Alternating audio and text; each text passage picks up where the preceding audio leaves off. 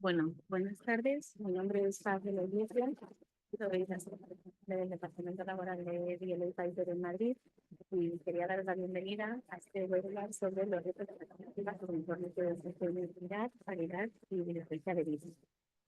Bueno, yo creo, por lo que estamos viendo, que en torno a las siglas ESG surgen muchas veces muchas dudas y muchas preguntas, ¿no? Esto es una moda pasajera, está aquí para quedarse, son cuestiones a las que tenemos que prestar atención o no. Yo creo que sin duda sí tenemos que prestar atención a estas cuestiones. Es verdad que, digamos, por muchos motivos. Es verdad que el cumplimiento con los requisitos en materia de sostenibilidad exige hacer un esfuerzo, una inversión en recursos materiales, humanos, económicos, etcétera. Pero también conlleva muchos beneficios desde muchos puntos de vista. Desde la mejora del acceso a condiciones de financiación, a subvenciones, una captación, yo que me dedico al laboral, lo veo en temas de captación y retención del talento y bueno, muchos otros aspectos. Pero además es que creo que al margen de todos estos beneficios que sin duda reporta el cumplimiento con los criterios de sostenibilidad, no podemos desconocer que existe una normativa cada vez más amplia que exige que cumplamos con estos requisitos. Normativa en materia laboral, regulatorio, protección de datos, fiscal, medioambiental. Y además, como digo, es una normativa que cada vez es más amplia y toca más cuestiones y más áreas del derecho, ¿no? Entonces, por eso nosotros pensamos que simplemente es que no se puede no cumplir con los criterios ESG, ¿no? Pues dentro de esta normativa, hoy vamos a hablar de tres normas en concreto, porque creemos que van a plantear, bueno, que están planteando ya muchas dudas y muchos retos a las empresas a la hora de aplicarlas. Estas tres normas son la Directiva 2022/2464 de la Unión Europea sobre informes de sostenibilidad de las empresas, la Ley Orgánica 1/2024 de 1 de agosto de representación paritaria y presencia equilibrada de hombres y mujeres, y la Directiva de la Unión Europea 2024/1760 sobre diligencia debida de las empresas en materia de sostenibilidad.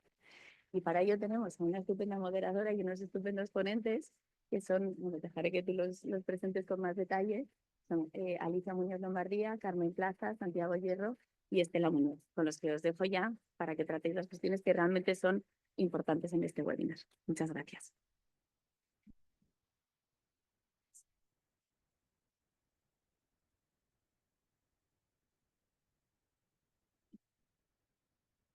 Muchas gracias, Paz. Muy buenas tardes a todas aquellas personas que estáis aquí presencial y al otro lado de la pantalla. Bienvenidos a este seminario de Derecho, Empresa y ESG, en el que vamos a abordar algunos de los desafíos más inmediatos, como ha comentado Paz, a los que se están enfrentando en este momento operadores jurídicos y empresas para aplicar y cumplir con algunas de las últimas normas dirigidas a impulsar la sostenibilidad y la integración de los criterios ESG en las empresas, en su organización y funcionamiento. Vamos a abordar en concreto, como ha dicho ya Paz, la aplicación de la Directiva sobre informes de sostenibilidad, conocida por sus siglas en inglés CSRD, cuyo plazo de transposición expiró el pasado 6 de julio de 2024 y que aún no ha sido transpuesta al ordenamiento nacional. Vamos a examinar también la aplicación de la Ley Orgánica 1/2024 de paridad, que transpuso a derecho español la Directiva del 2022 de equilibrio de género en los consejos de administración de las sociedades cotizadas, y también la nueva directiva adoptada en el 2024 sobre diligencia debida en materia de sostenibilidad y derechos humanos, que aunque su plazo de transposición no expira hasta el 2026, está ya suscitando muchas inquietudes jurídicas entre las empresas que se van a ver afectadas por la misma. Nos acompaña para ello tres grandes expertos en la materia. Alicia Muñoz de Lombardía, a mi derecha, es vicesecretaria del Consejo de Santander España y directora de la Asesoría de Banca Comercial, Gobernanza y Regulación. Ha desarrollado su carrera profesional en Grupo Santander, desempeñando diversos puestos directivos en Secretaría General y Cumplimiento.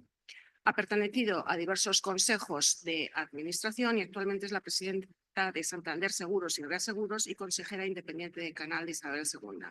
Licenciada en Derecho, letrada, asesora de empresas por ICADE, ha cursado varios cursos de especialización y posgrado en ESADE, Wharton, es experta en gobierno corporativo, ESG y nuevas tecnologías, entre otras muchas cosas. Confidenciante y gran experta en la materia.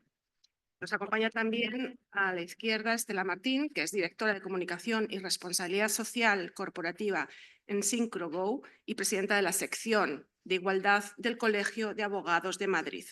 Estela es licenciada en Derecho y licenciada en Ciencias de la Comunicación, experta en asesoramiento laboral y dirección estratégica de recursos humanos, y en su seno es también una gran experta en cuestiones de igualdad y diversidad en la empresa. Ponente habitual en distintos foros, tanto profesionales como académicos, sobre estos ámbitos. Es colaboradora habitual de publicaciones periódicas como Economist and Jurist, coautora de varios libros sobre la materia, socia de ASCOM, la Asociación Española de Compliance, y una de las voces destacadas de LinkedIn.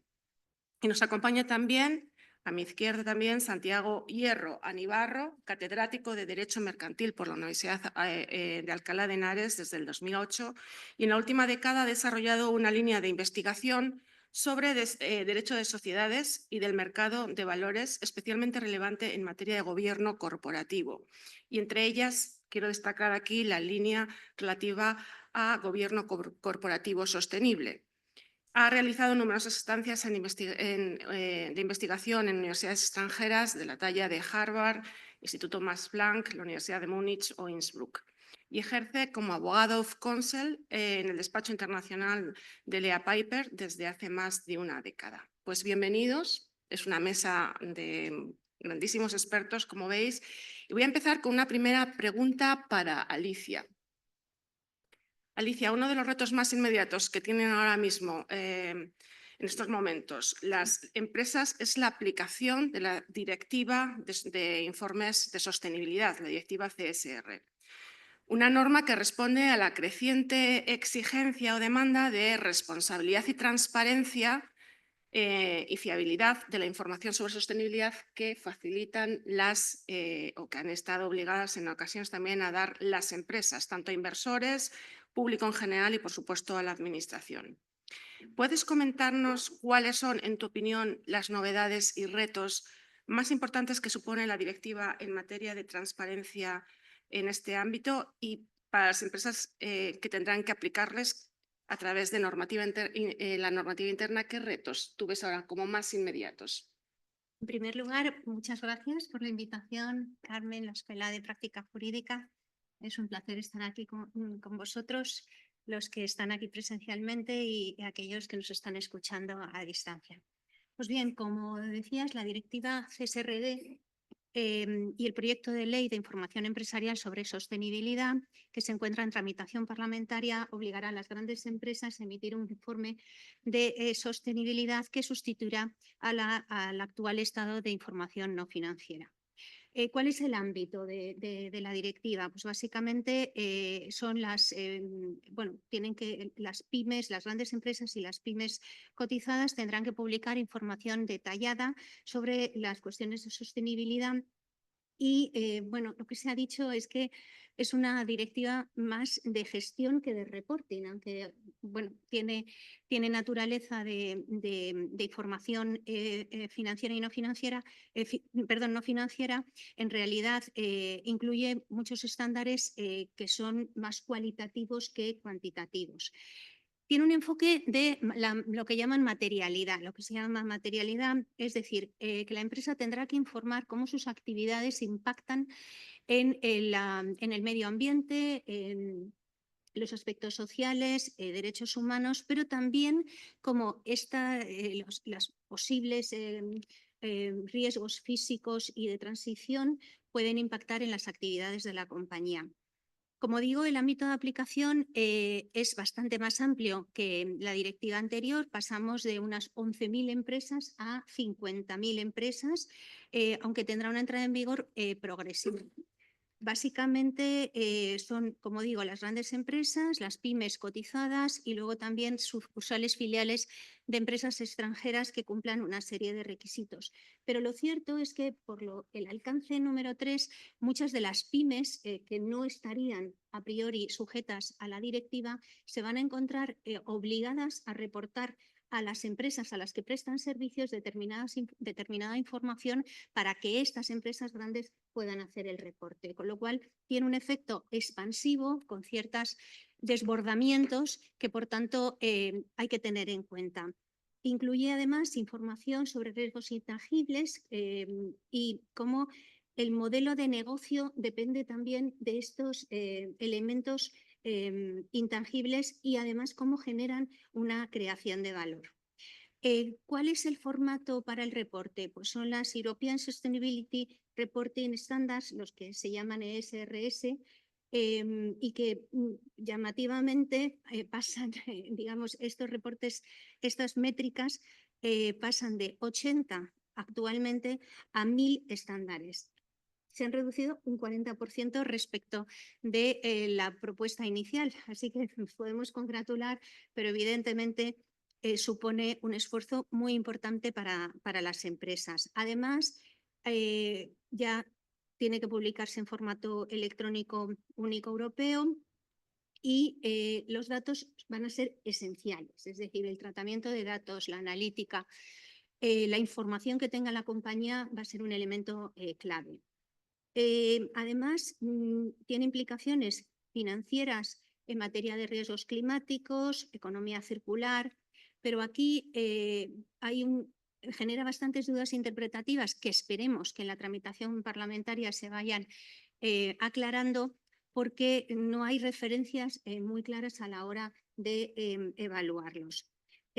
Hay un régimen sancionador similar al de la información financiera y esto configura la figura del verificador. El verificador tendrá que realizar la supervisión, como lo hace el auditor, tendrá que ser nombrado también por la Junta General y básicamente esos son a grandes rasgos las características de la directiva. Muchas gracias, Alicia. Estela, la Ley de Paridad 1/2024, he mencionado antes que una parte de esa ley transpone la conocida como Directiva de Mujeres en Consumo. ¿En qué medida la ley española, la norma española, va más allá o qué destacarías? Perdón, repito porque creo que sí, preguntaba a Estela, bueno, le estaba preguntando sobre la Ley Orgánica 1/2024, la Ley de Paridad, que transpone la Directiva de Mujeres en Consejo, y la pregunta es ¿en qué medida esa ley va más allá de la directiva? ¿Qué aporta? ¿Qué destacarías tú como un aporte novedoso y qué supone sobre la normativa o la situación que teníamos normativa antes de la transposición? En primer lugar, bueno, muchas gracias por la invitación, es un placer estar aquí. La Ley Orgánica de Paridad sí que me parece importante recordar un poco de dónde venimos y en qué situación estamos. La Ley Orgánica de Paridad deriva de la transposición de la Directiva de 2022. Es una directiva que costó muchísimo sacar adelante a nivel de la Unión Europea y cuando llega esta directiva, el grupo de trabajo que estuvo en la directiva, tuvimos, por ejemplo, a Viviane Reding, que es la excomisaria de la Unión Europea. El espíritu venía porque se considera que necesitamos una ley porque no hemos conseguido que de manera natural se rompiera el techo de cristal y de ahí deriva la directiva. Tuvimos precisamente a Viviane Reding este año en la Cumbre de Mujeres Juristas del ICAM y ella contaba un poco cómo se consiguió sacar adelante la directiva. En España se transpone la directiva a través del BOE este verano pasado. Por fin en agosto llega la esperada transposición. Es verdad que tuvimos bastantes debates sobre cómo realizar esa transposición y al final lo que se ha hecho sí que va más allá de lo que establece la directiva. Pero, por ejemplo, sí que se abren una serie de conflictos porque, por ejemplo, la directiva europea sí que es cierto que menciona el tema del concepto de alta dirección, pero lo menciona únicamente en la directiva en lo que es la exposición de motivos. Luego, en el articulado de la directiva no se refleja nada relativo a la alta dirección. Sin embargo, en la transposición que se ha hecho a la norma española sí que se menciona el concepto de alta dirección y eso va a generar una serie de conflictos porque no acaba de aterrizar muy bien en qué consiste esta obligación para lo que es la alta dirección. Es decir, por un lado, la ley española de paridad va más allá de lo que establece la directiva y también en cuanto a su alcance también es más ambiciosa que la directiva, porque va a afectar también a las entidades del sector público que no son objeto de la directiva.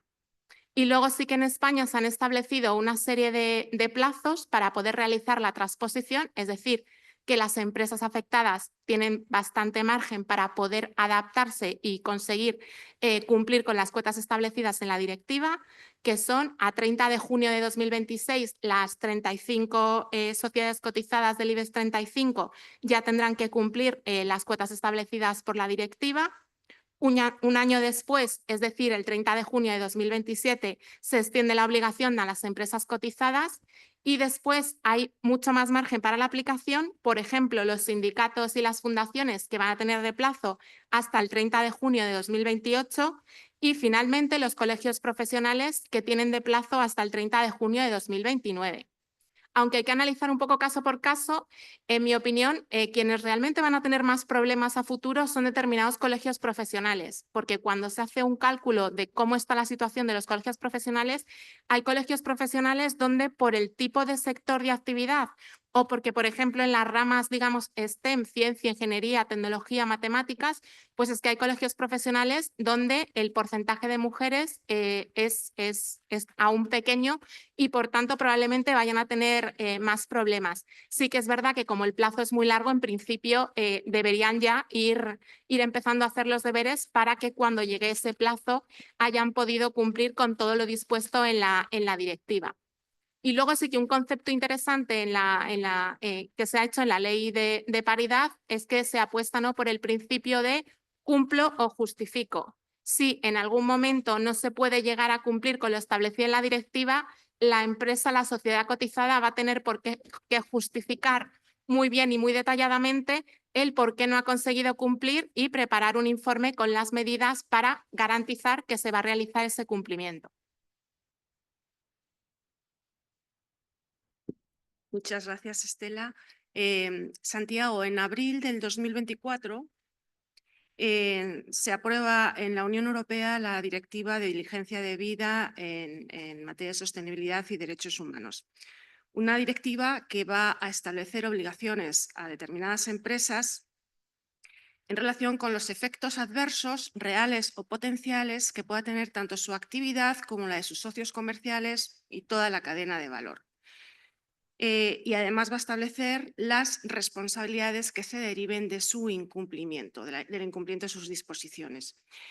En tu opinión, ¿qué es lo que va a innovar o cuáles son las novedades que supone esta directiva con respecto a lo que teníamos, por ejemplo, en España a través de diversas normas de derecho o derecho blando como el Código de Buen Gobierno?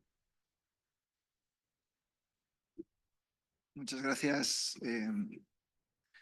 Carmen. Muchas gracias también a la Escuela de Práctica Jurídica por la amable invitación y por ser la cuota de género de esta mesa, que siempre es un placer estar rodeada de tan buena y solvente compañía.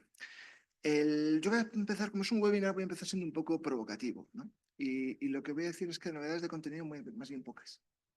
Porque si uno ve lo que es coge el Código de Buen Gobierno de Sociedades Cotizadas de 2020, del principio 24º, la recomendación 55ª, obedece más o menos el contenido de la directiva. A su vez, ese contenido es el libro verde de la Comisión Europea de 2001 sobre responsabilidad social de las empresas. Con lo cual, se puede decir que novedad en cuanto a contenido poca. Lo que sí es la novedad es la obligatoriedad, es decir, que pasa de norma no vinculante a norma vinculante, a norma obligatoria.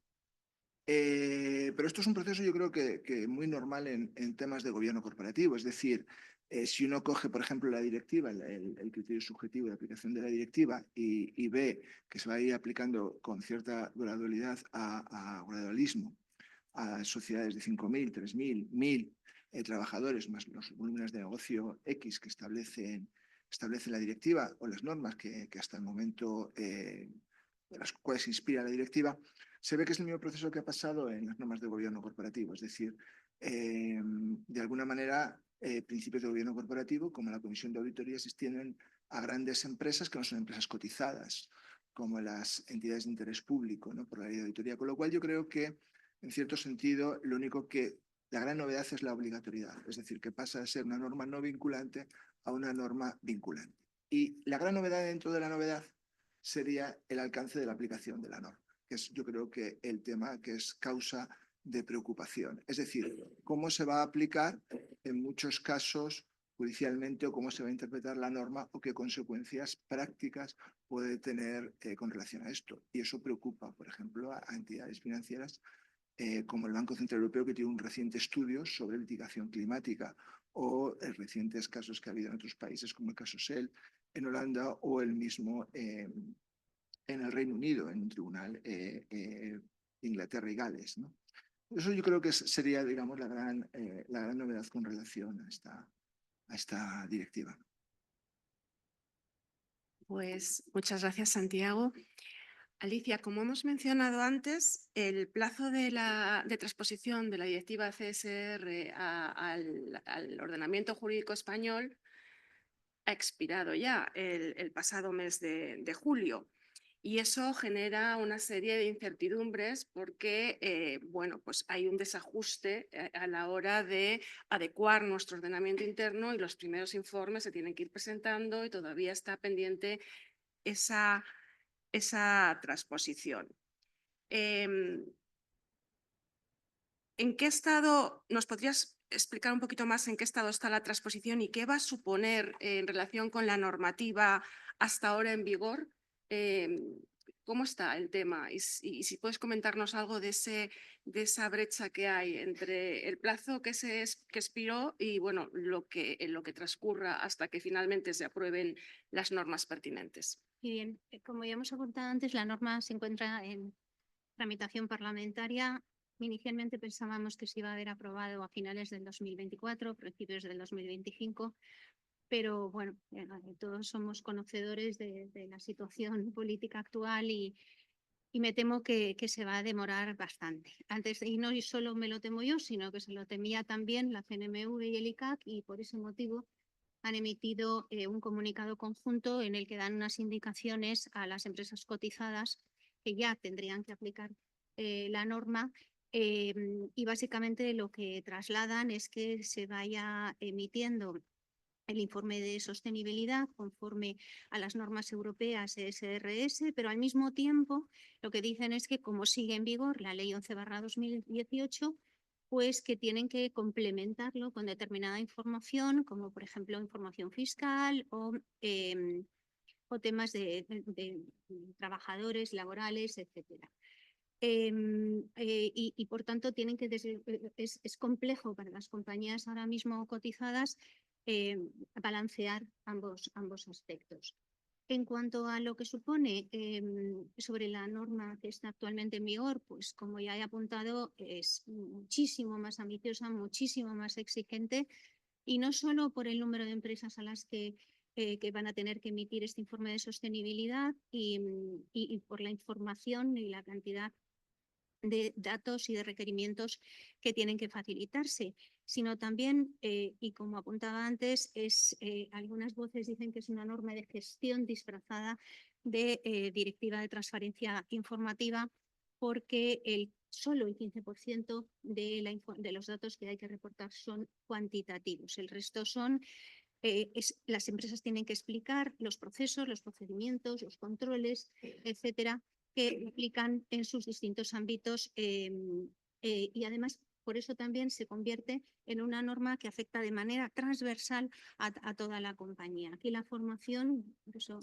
entre otros casos, entre otras razones estamos aquí, la formación es clave, porque hasta ahora la sostenibilidad parecía que estaba residenciada en un determinado ámbito de la compañía, variable, en el departamento de sostenibilidad, estrategia, financiero, etcétera. La directiva y el proyecto de ley lo que establecen es obligaciones que van a alcanzar a toda la organización, incluido, por supuesto, el departamento legal, que entre otras cosas tendrá que interpretar esas dudas que están surgiendo de la propia regulación. Muchas gracias, Alicia. En relación con el tema de la igualdad en los consejos, bueno, ya has mencionado que la norma española de alguna manera intenta introducir también normas relacionadas con los puestos personales de los consejos. Y además quería preguntarte también, no sé si quieres puntualizar algo más sobre eso, pero si nos puedes hablar un poco también de una nueva directiva que acaba de aprobarse, que está dirigida a cerrar otra de las grandes brechas persistentes en materia de igualdad, la brecha salarial, la desigualdad salarial. La Unión Europea ha adoptado en el 2023 una directiva que también es de transparencia retributiva. No es que esté imponiendo cuestiones de fondo, sino está exigiendo que se hagan públicos determinados datos. Entonces, no sé si nos puedes vincular un poco esas dos normas. Sí, de hecho, me parece que la vinculación es esencial. Es más, teniendo en cuenta que España, como sabemos todos, es un país compuesto mayoritariamente de pymes, realmente el impacto en cuanto a igualdad creo que a medio y largo plazo va a tener mucho mayor impacto cuando realicemos en España la transposición de la Directiva Europea de transposición de transparencia retributiva, porque, entre otras cuestiones, va a obligar a afinar, por ejemplo, el tema del sueldo en las ofertas de empleo. Luego habrá que ver cómo se realiza esa parte de transposición. Y otra de las cuestiones que se regulan en la Directiva de Transparencia Retributiva, que me parece fundamental, es que se va a prohibir expresamente preguntar a los candidatos y candidatas a un proceso de selección por su historial retributivo. ¿Por qué este factor es importante? Porque está estudiado, tenemos múltiples estudios tanto a nivel español como a nivel europeo e internacional, que las mujeres de media llegamos a un proceso de selección pidiendo por lo general menor salario que el que piden nuestros homólogos varones. Esto se debe a una serie de factores heredados y uno de ellos es precisamente esa opacidad que hay en cuanto al proceso de selección, a la consignación del sueldo en las ofertas de empleo.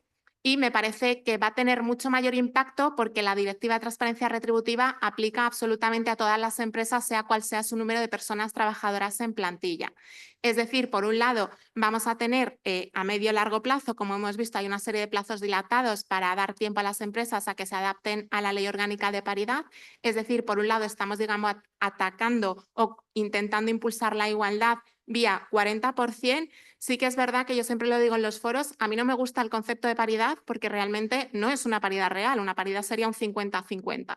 Es decir, que tengamos en mente de lo que estamos hablando es de un 40%.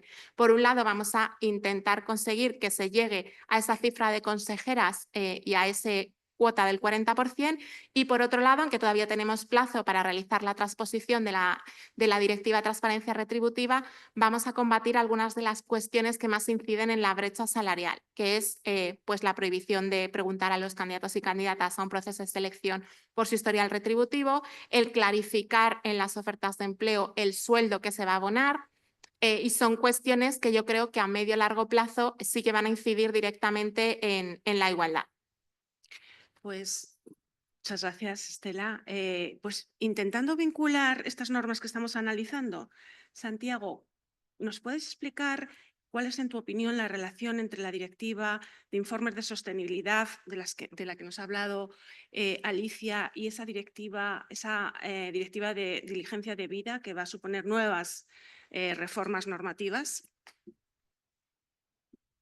Pues yo diría que son normas siamesas, porque si uno coge las declaraciones de la Comisión Europea de finales del año pasado y ve la intención de la Comisión Europea es convertir en un único texto normativo la Directiva de Diligencia Debida, la CSRD y el Reglamento de Taxonomía.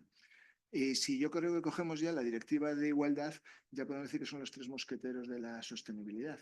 Y además es que tampoco, de nuevo, si volvemos la perspectiva hacia atrás, vemos que no es nada nuevo, ni el nuevo un subsole, porque lo que resulta es que ya estaban presentes de alguna manera en el Código de Licencia, en el informe alemán, cuando se fusionan en el Código Unificado de Buen Gobierno en 2006, ya se habla de alguna manera de maximizar el beneficio del accionista, pero de forma sostenida. Primera vez que aparece la palabra sostenibilidad.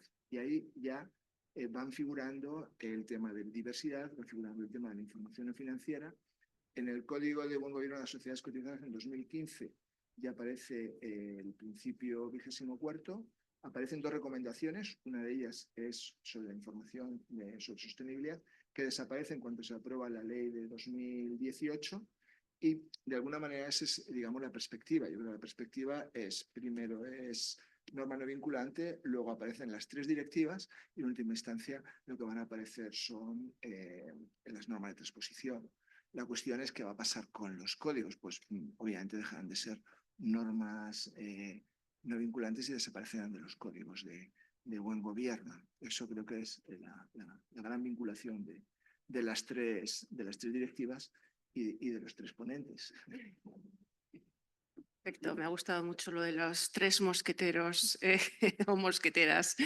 Realmente la verdad es que es lo que ha hecho el Código de Buen Gobierno ha sido ir preparando el terreno para que las empresas pudiesen estar preparadas a asumir algo que quizá hace 10 años era impensable. O sea, que ahora pasar de lo que es una recomendación a una obligación es un paso que, digamos, bueno, hay una mayor, digamos, preparación o disposición. Alicia,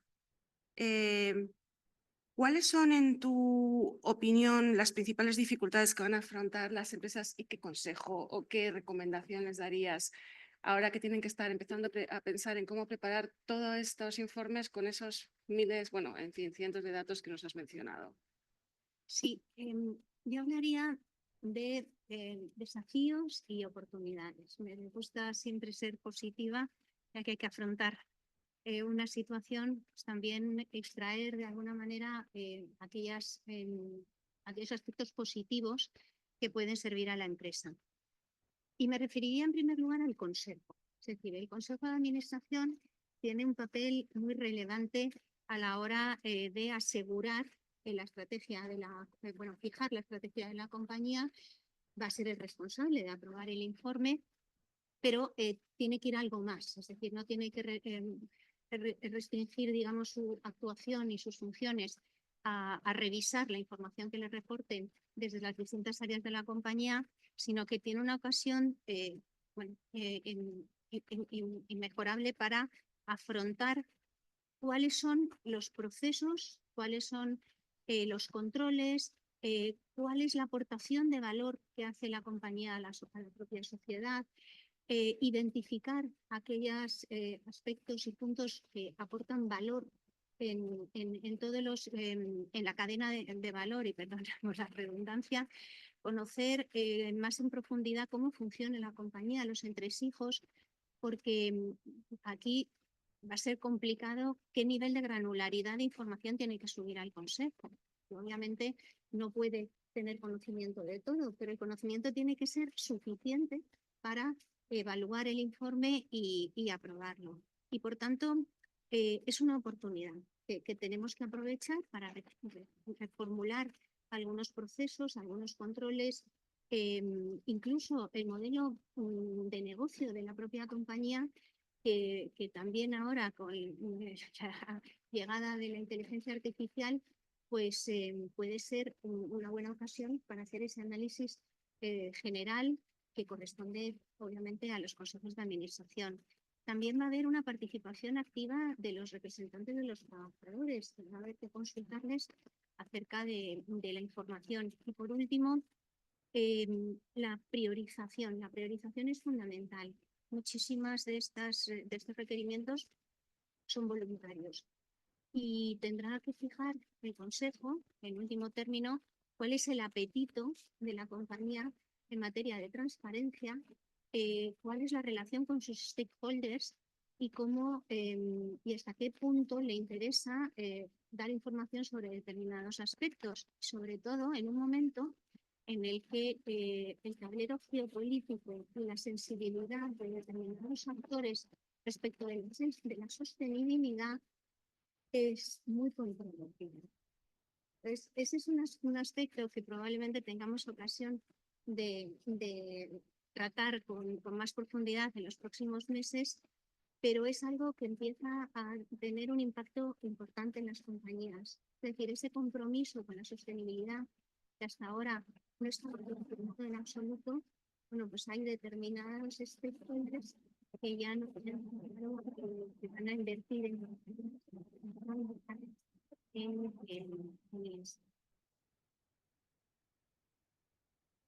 Muchas gracias.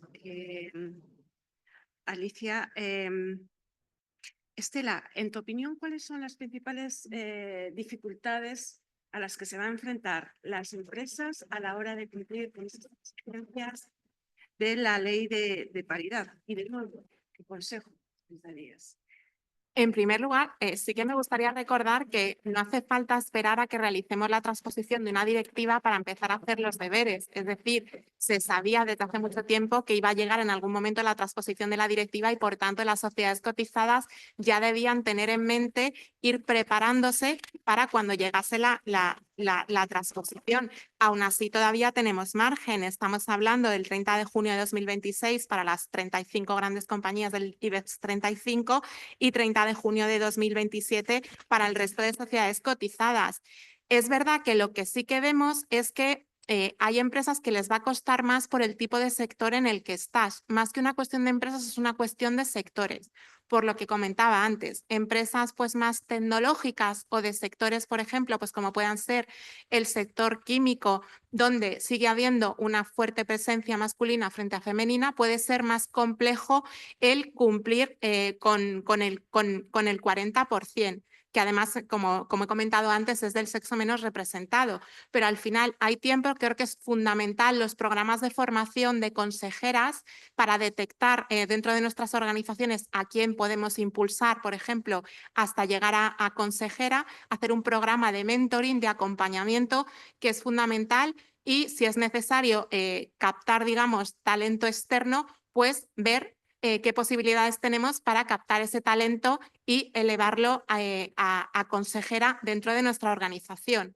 El consejo para las empresas, es verdad que en los últimos años no podemos ver las normas deslavazadas, hay compañías que han dado un salto cualitativo importante, creo que hay instrumentos como por ejemplo los planes de igualdad que han ayudado mucho porque al final lo que no se mide no existe y por ejemplo en cuestión de brecha salarial, pues al final hasta que una organización no se pone a hacer el plan de igualdad y hacerlo en condiciones y a medir y hacer la auditoría retributiva y a medir qué complementos salariales y extrasalariales paga, cómo paga los bonus, y es una pata más, creo que son instrumentos que han ayudado mucho a, ahora que tenemos una nueva etapa, que es conseguir romper, ¿no?, ese techo de cristal y llegar al Consejo de Administración, debería ser más fácil. En todo caso, por supuesto, las empresas afectadas, las sociedades cotizadas, lo que tienen que hacer es primero plantearse cuál es su foto a día de hoy. Es decir, cuánto tiempo tienen, cuántas consejeras tienen y para cumplir esa cuota del 40%,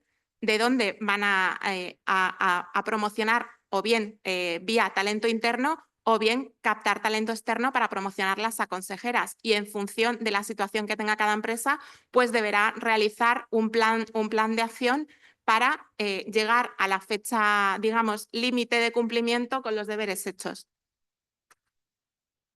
Gracias, Estela. Y Santiago, ¿cuáles son bueno, la directiva de diligencia de vida, todavía hay un margen amplio para la transposición, tenemos casi 2 años.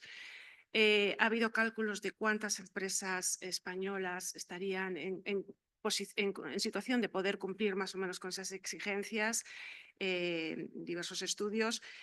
Parece que estamos en una situación no demasiado mala, pero desde luego queda mucho por hacer para las empresas. ¿Y cuáles, en tu opinión, las principales dificultades que se van a encontrar para pasar de simplemente tomar en consideración recomendaciones de buen gobierno a obligaciones ya jurídicamente vinculantes en toda la cadena de valor? Todo lo que tienen que hacer, tanto con lo que van a ser sus proveedores como sus clientes, etcétera, sus stakeholders. Bueno, yo si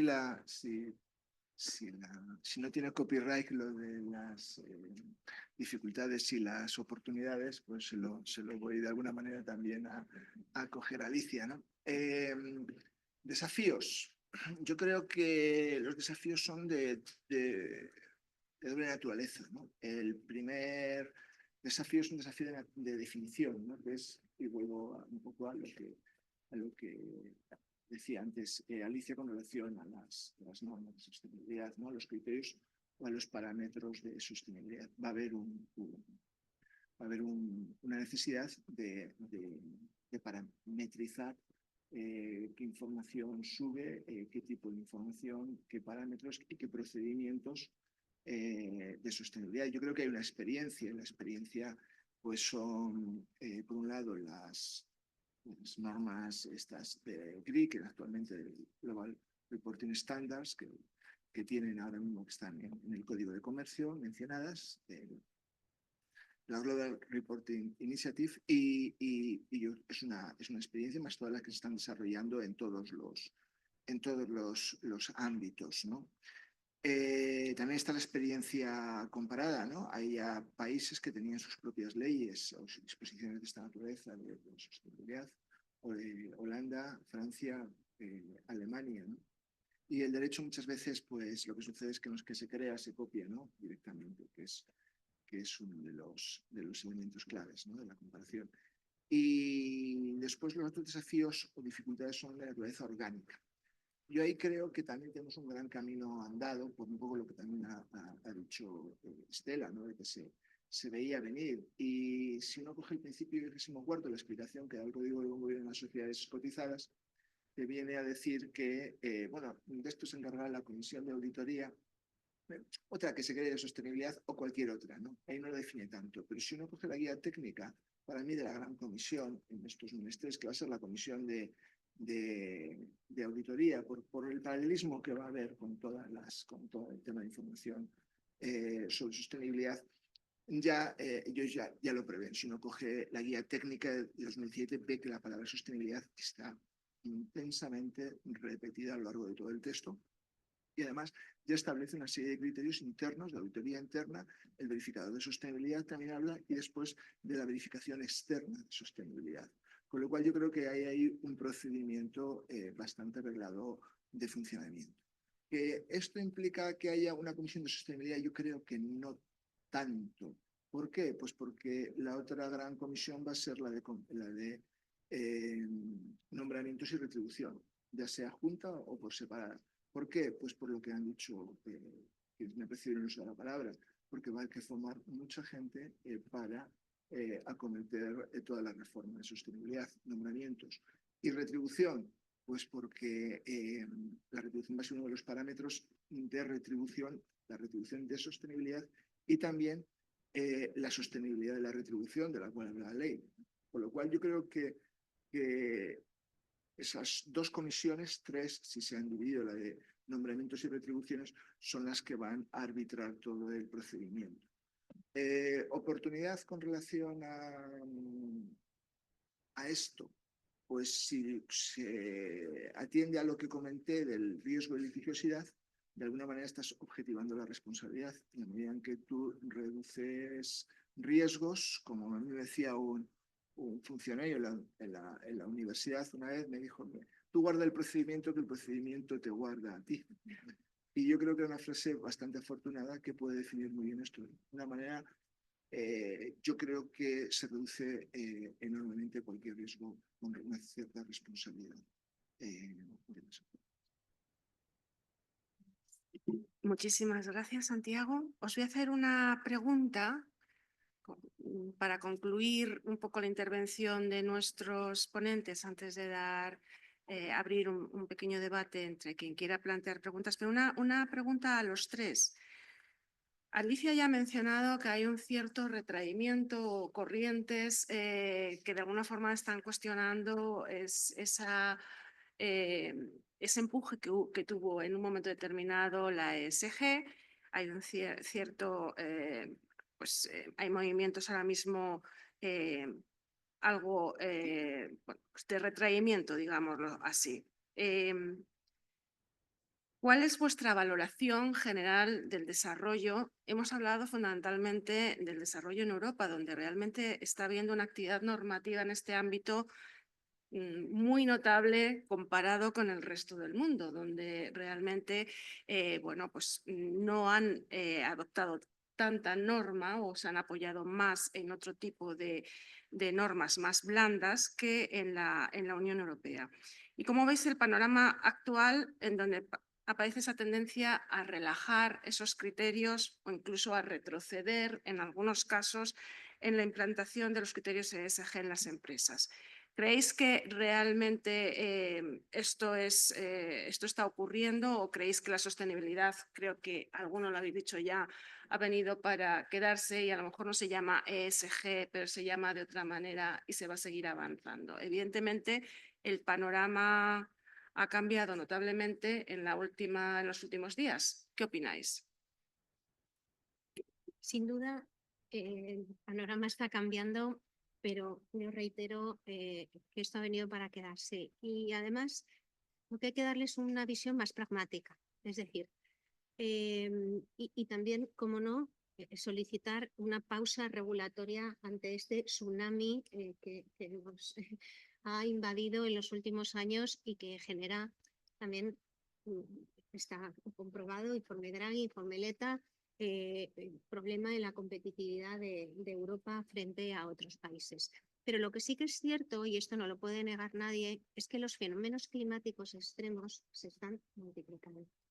Y esto, por ejemplo, por hablar de mi ámbito concreto, supone unos riesgos físicos claros, por ejemplo, en las carteras hipotecarias. Es decir, un fenómeno como la DANA, que desgraciadamente ha asolado en muchos territorios de Valencia y de Castilla-La Mancha, ha supuesto que mucha gente perdiera su casa. Y por tanto, se ha perdido el colateral que soportaba una hipoteca. Esto, el Banco Central Europeo es consciente, sensible y por tanto nos está a los bancos solicitando unos stress test para ver cuál es la resiliencia, digamos, de nuestras carteras. Entonces, para concluir y no quitarle tiempo a mis compañeros de mesa, hay que afrontar los temas ESG desde una perspectiva pragmática, hay que bajar de las musas al teatro, hay que afrontar además que hay fenómenos que van a impactar, digamos, en la actividad económica y que además pueden convertirse en una oportunidad. Esto lo está viendo fenomenalmente China, lo vieron Estados Unidos con la ley de la inflación. Y aquí en Europa, pues tenemos que hacer una reflexión y ver si todo se soluciona con regulación o tenemos que buscar también la protección de nuestras empresas, una transición ordenada. Yo siempre repito que esto no es un salto al vacío, tenemos que hacer una transición para garantizar también una energía limpia y segura, no solo limpia, sino también segura, y un suministro que hemos visto también que se ha puesto en peligro en Ucrania. Y todo eso tiene que analizarse de una manera sin sesgos ideológicos y con un análisis, como están haciendo varios expertos, para que Europa no se quede atrás también en la innovación, que tan importante es para los aspectos de ESG. A ver, creo que urge una reflexión urgente. Yo coincido totalmente con mi compañera sobre la hiperregulación que tenemos a nivel de la Unión Europea y si nos lastra en competitividad.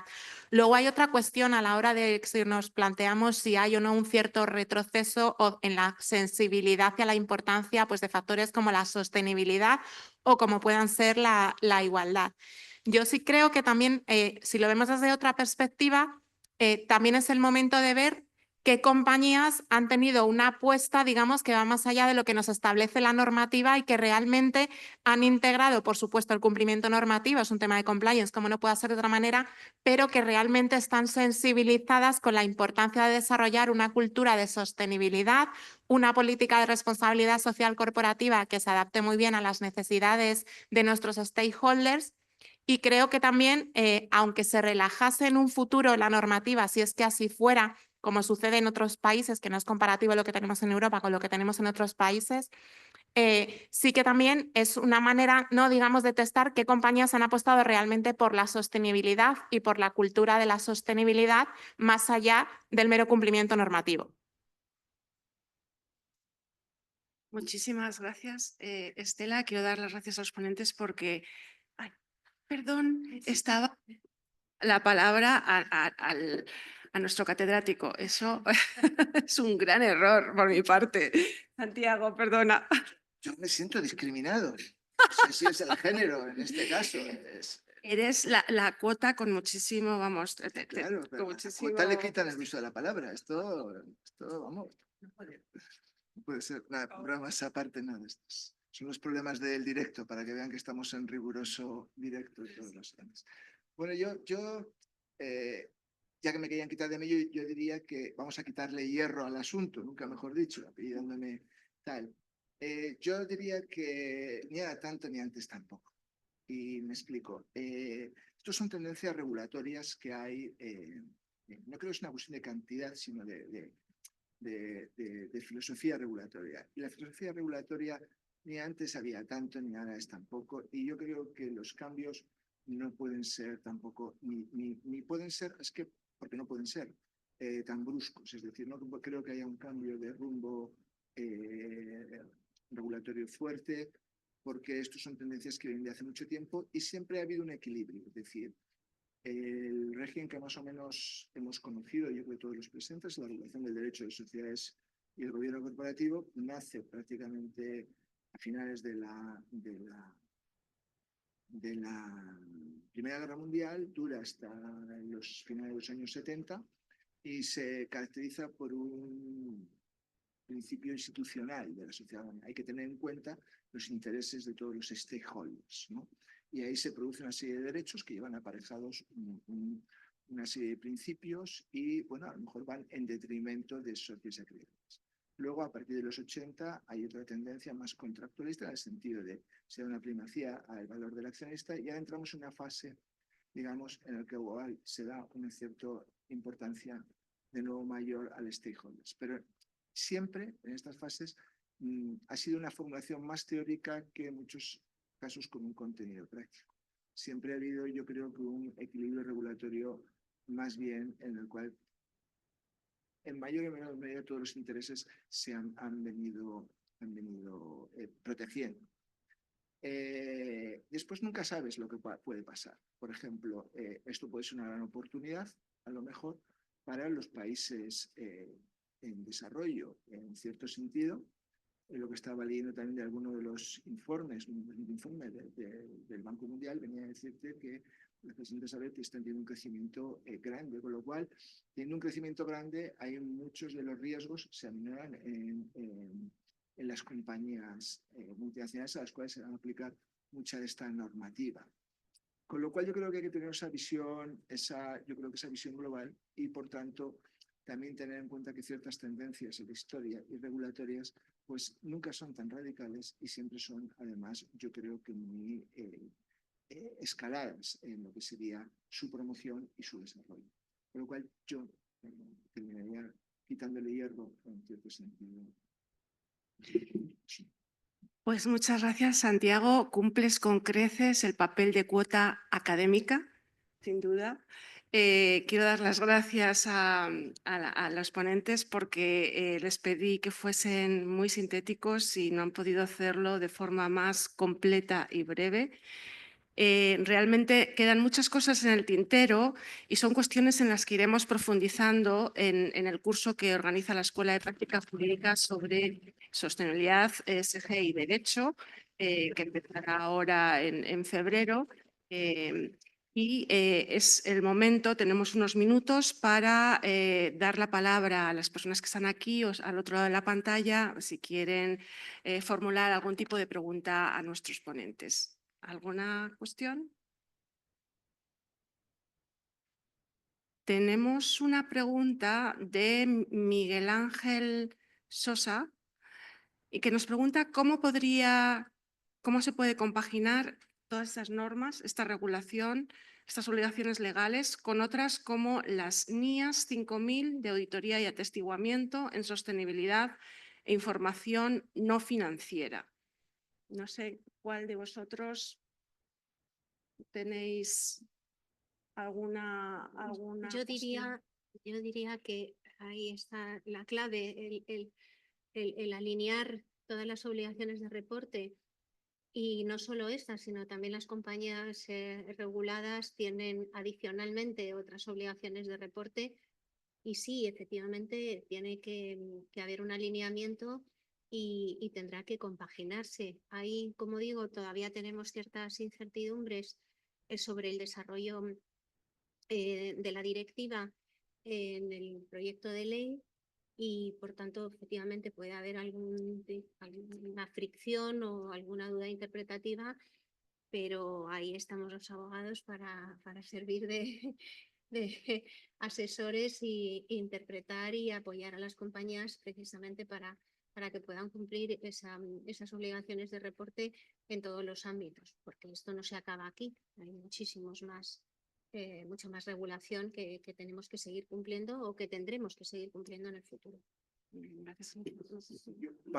Yo creo que Alicia tiene toda razón. Y si uno se da cuenta de cómo ha sido el desarrollo de los parámetros de información de sostenibilidad, ha habido una inflación enorme, e incluso ya he hecho mención a la cantidad de parámetros y cómo se han ido reduciendo, pero también de la cantidad de entidades que han ido formulando parámetros y cómo esas entidades ahora mismo se están de alguna manera también concentrando en cada vez menos, ¿no?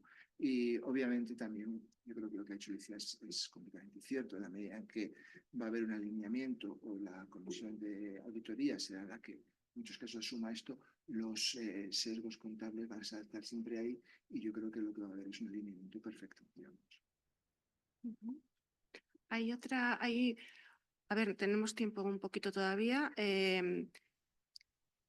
Y Crespo pregunta, al igual que está prevista la dispensa de publicar información no financiera por una sociedad cuando ésta sea publicada por la sociedad matriz del grupo, ¿se prevé una disposición similar para el nuevo informe de sostenibilidad? Es decir, ¿cómo va el tema de matriz y filial? Pues es un tema que está siendo controvertido, precisamente porque, bueno, al margen de que las filiales van a tener que proveer a la matriz la información para que la incorpore en el informe consolidado, esa es una de las cuestiones que está en debate en la tramitación parlamentaria, porque precisamente bueno, pues no puede ser más onerosa la obligación que la información financiera, pero es un tema que está en discusión y que efectivamente tendría sentido que existiera de alguna manera ese flujo de información hacia la matriz. Y luego también aquí tendremos que ver la normativa local del país en que opere esa filial, por si le obliga a hacer ese disclosure de información no financiera. Sí. Tenemos otra pregunta de Javier Gálvez Pantoja, que pregunta, ¿la transposición prevista de la directiva? Entiendo que la directiva de Diligencia de vida. ¿Diligencia de vida? Yo creo que habla de las entidades de interés público. ¿Extiende la obligación a más empresas que las de entidades de interés público? Puede ser. Esto supone una gran carga para estas empresas. ¿Es razonable? No, es el informe de sostenibilidad porque no hay todavía ninguna previsión de transposición. Es la directiva de informes de sostenibilidad que extiende la obligación, el proyecto, entiendo, de ley, extiende la obligación a más supuestos que la propia directiva y pregunta si es razonable. Pues efectivamente, a ver, aquí tenemos que ver, es que también la configuración de las empresas, de las pymes españolas, no es la misma que las pymes europeas. Para entendernos, Volkswagen es una pyme a efectos de la normativa alemana. Estos son otros de los temas que tenemos que tener en cuenta porque si no va a ser efectivamente muy gravoso para estas compañías. Lo que ocurre es que tenemos, esto se ha comentado antes, tenemos unas pymes muy pequeñas y por tanto eso influye a la hora de asumir el coste que pueda tener el recabar toda esta información, pues va a ser, pues, como digo, muy, muy gravoso. Vamos a ver a través de las distintas asociaciones empresariales se está trasladando esta circunstancia para que haya pues, un criterio de proporcionalidad, pero no sabemos todavía qué va a ocurrir. Por ahora el proyecto efectivamente hace una transposición, yo no diría que más allá de la propia directiva, sino más bien es la interpretación, ¿no?, que se hace pues, por la configuración de las empresas españolas. No sé si... Coincido totalmente. De hecho, uno de los grandes problemas que tenemos en España es precisamente el tamaño de nuestras pymes. Según el informe Retrato de la Pyme del año pasado, el 98% de las empresas españolas son pymes. Tenemos además muchas micropymes y el nivel de facturación medio de las pymes españolas además es sensiblemente inferior al nivel de facturación medio de las pymes europeas. El añadirles más obligaciones, teniendo en cuenta además que a nivel general la cultura de compliance en las pymes españolas, el margen de mejora en general es muy amplio. Si lo bajo específicamente a temas de igualdad, todas las empresas en España a partir de 50 personas trabajadoras ya tendrían que tener registrado en el RESCON su plan de igualdad y a día de hoy es una de las obligaciones laborales más incumplidas. No os cuento si nos vamos a cuestiones de sostenibilidad que son mucho más complejas para poder cumplir. Por tanto, ahí sí que tenemos sobre la mesa un problema que no va a ser fácil de gestionar teniendo en cuenta la realidad de la pyme española. Muchas gracias, Estela.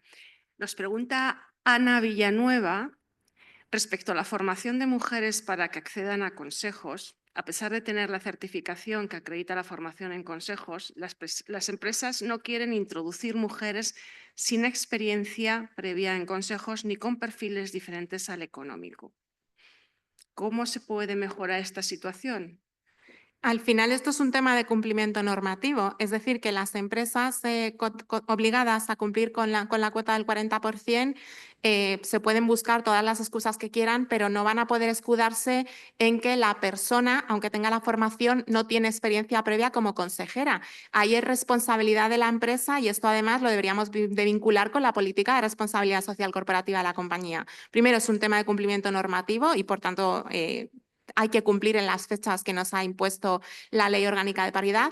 Y segundo, pues ya te puedes preocupar tú de si esa persona tiene la formación, aunque no tenga experiencia previa como consejera, pues de buscar programas de mentoring, buscar alianzas con otras compañías que es del sector, o aunque no sean del sector, que sí que tengan experiencia ya como consejeras. Es decir, que ahí la empresa, por muchas reticencias que tenga, si está obligada, va a tener que cumplir porque no le va a quedar otra.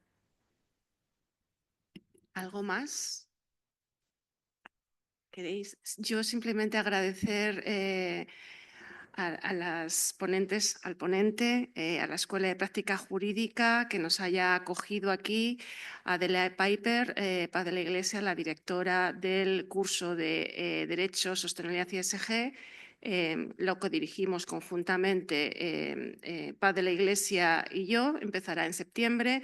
Y muchas gracias a todos los que habéis estado atentos y que tenéis inquietud en estos temas, porque yo creo que son temas claramente de futuro. Muchas gracias.